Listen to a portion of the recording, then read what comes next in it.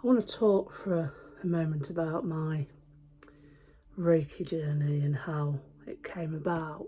And I'm very proud of, I think I did my level 1 in 2010. I did Shodan and Okuden Reiki level 2. And I've not done Reiki Master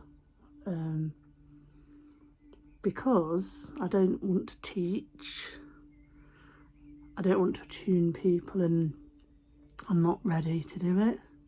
Maybe I'll never be ready, maybe I will be ready. And how Reiki happened for me is I'm a musician, and these fingers channel music, movement and vibes, and I was very privileged to have that gift and been given that gift. Apparently it runs on my dad's side of the family, musician and art does as well, so that's always a bonus. And for all the previous experiments in things when I was younger, it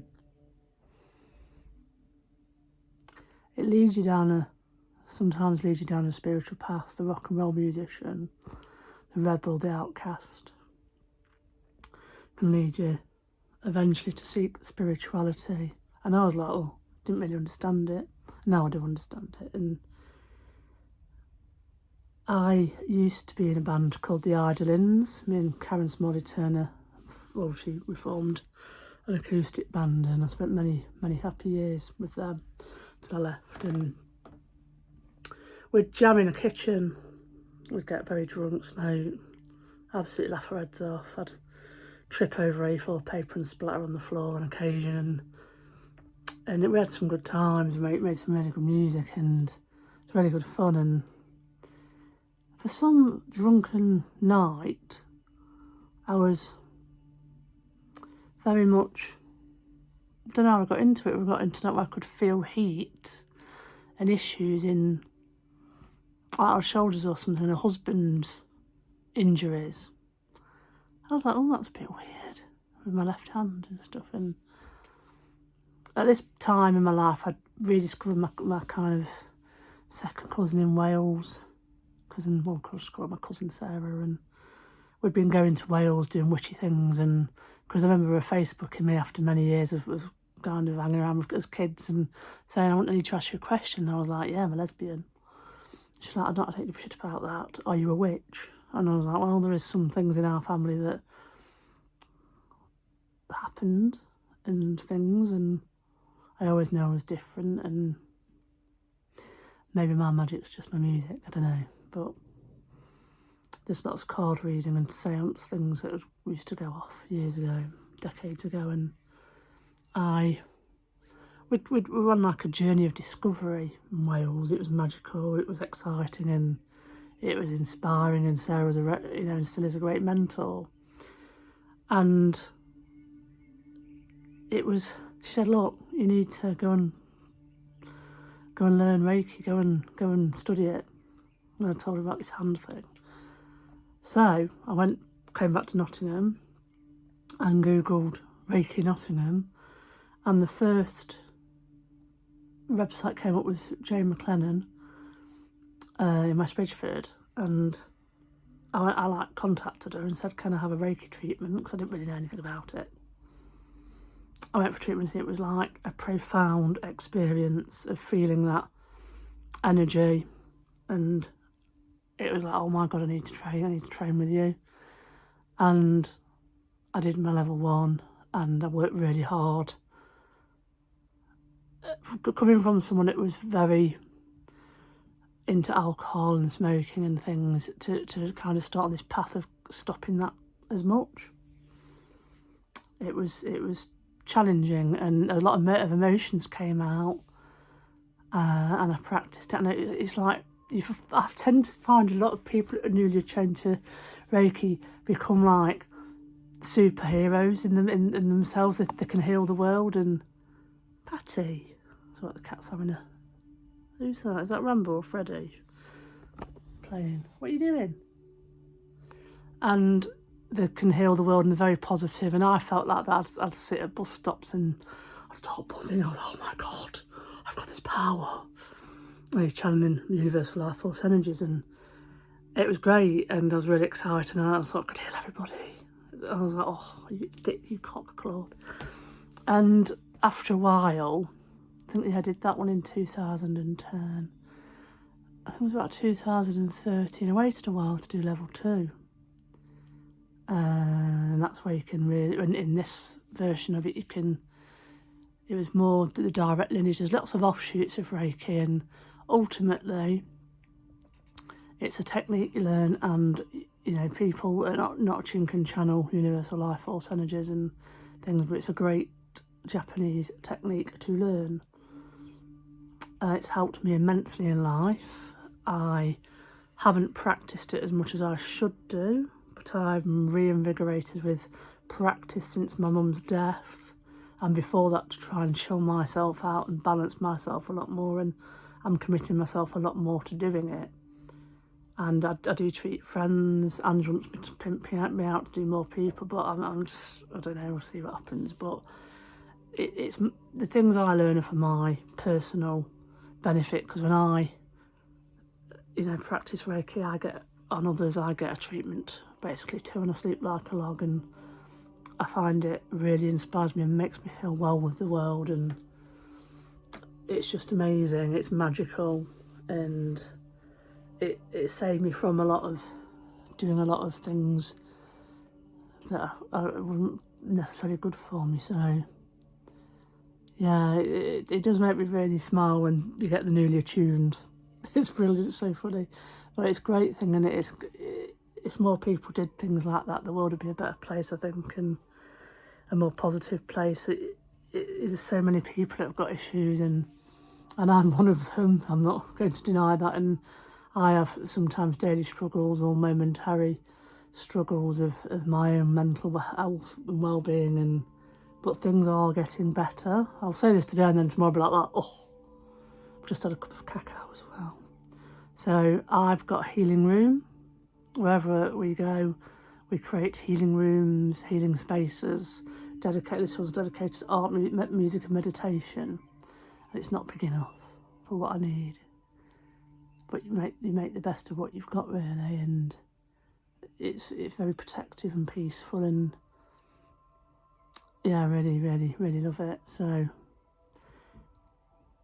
what is my message? I had a fantastic journey back then in the days, and I'd not seen Jane for a number of years. We used to go to like a monthly chant and meditation with her, and I'd kind of drifted apart from that. We met some cool people through it we still see today and know today, which is great. And that's something I love about the holistic side of things, that you meet people and friends for life, or you bump into them ever so often, and it's great. And I saw her recently at the Mansfield Mind Body Spirit, and I was like, oh my God, because I recorded an album called Reiki for my Reiki practice, and some people tend to be liking it, which is great. I'm so glad it can resonate with others, and apart from this one song, it's a bit too drum beaty.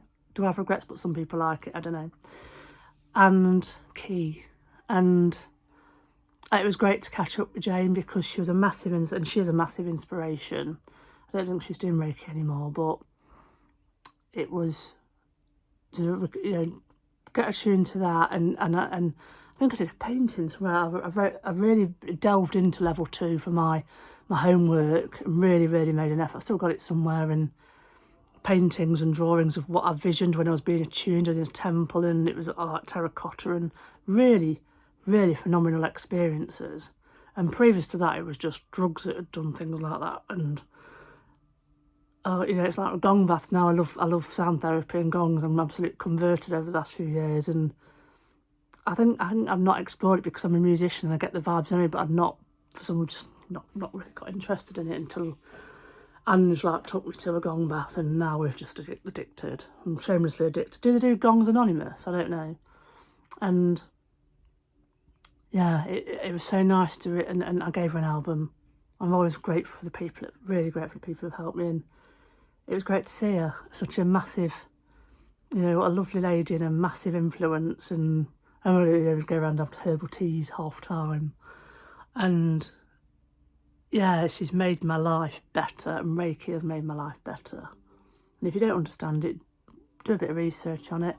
And there's a thing that really pisses me off is these, you can get attuned in a weekend. It's bullshit. Reiki takes a lot of time and daily practice to properly, do it. That's my opinion. Others may differ opinion. If people are charging you to attune you to level 1 and 2 or become a Reiki master in a weekend, it's bollocks, because you have to spend a lot of time with it, working with the energies and working with your practice and techniques for it to be, a really good thing and beneficial. I know those of you that may disagree with me, well, I don't agree with you, but that is my opinion. And do your own path, but do not get conned by this bullshit. There's a lot of people that will grab your money for training and grab your money to do things, and look for the ones that are good. Go to wellbeing shows, look at reviews, look at what they do, look at the reputation. There's a lot of con artists that will tell you shit to sell you stuff. Don't go there. There's a lot of people that will go, I'll remove hexes, you need this, and this, you've got a demon attached, you've got this. Go to the ones that know what they're talking about, not the bullshitters. And yeah, me and Ange get really like, when you see the bad people. When you see the bad people, there's loads of them out there. There's loads of good ones. There is lots of good ones. And yeah, do your research. Don't just get dragged in because you're desperate with something. And I've got a long way to go. I mean, we've got things going off over the next few months, and I may seek some help and some therapies to kind of help me along with things. Ange helps me with stuff. It's very difficult when you are in a relationship with someone, well, not with me, to listen to them. I like to go to separate people. Like I went for a reading with, I don't normally go to readings at the shows, but we've had issues with my mum dying, and I wanted to go to a separate person, and I had some fantastic stuff from Sarah May. Love you, Sarah, you're an amazing person. And with the people that we connect with at the shows that have, hugs. I love Debbie Ice, and you're amazing, and the talks, and there's Nikki that did the talk on crystal grids that I saw, and there's Robert, his life is just, wow, just amazing. I try and get to some of the talks to see the ones I haven't seen, and try and slowly connect with people that I feel drawn to, that I feel interesting, and they've got something genuinely amazing to say. And we love like Kirsty on Ethically Gifted. It's just, it's great. We've got friendship. You've got Karen and Dawn that are just hilarious and lovely, and do Tai Chi. I do the hand pendulum with them, and it's just an amazing experience. And sometimes when I'm having like Saturday, I felt great, and Sunday I just had a fled, and I felt that I was around amazing people, and that helped. And that was what I really appreciate. I'm really grateful for that. And I'm roaring on now, but that's where we're at. There's lots of things that I'll kind of document on my journey, but you're on your own. Just do research. That's all I say, do research. Do who you're drawn to, not who you've conned into doing. And I've kind of, been doing some painting, and I think this is going to be the album cover for Mother, the album. This is what my oil on canvas, and I'm going to do some more of those, but I kind of get drawn with painting to do different things all the time, different colours, and I love these ones. But we'll kind of do that. But yeah, there's some things going off soon, and me and Ange are going to be very busy and tied up. But we will return with a great space. That's all I can say, a great new space. Catch you later.